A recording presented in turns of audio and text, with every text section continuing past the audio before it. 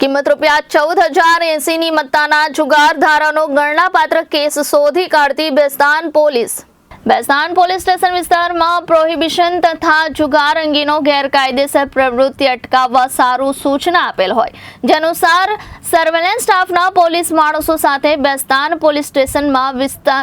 પેટ્રોલિંગમાં હતા તે દરમિયાન અંગત અને વિશ્વાસુ બાતમીદારની બાતમી હકીકતના આધારે બેસ્તાન આશીષ હોટલની પાછળ આવેલ અનમુખાડી અને રેલવે પટરી વચ્ચે ખુલ્લી જગ્યા પાસે પૈસા પાનાનો જુગાર રમતા એક સોએબ ખાન, અય્યા ખાન પઠાણ, 2 અલાઉદ્દીન મોહમ્મદ દાઉદ શેખ, 3 ઇમરોઝ ઉર્ફે દાલ ચાવલ મંજીદ અંસારી, 4 મોહમ્મદ આસિફ નબી મોહમ્મદ રિયારતને પકડી પાડી તેની પાસેથી અંગઝડતીના રોકડા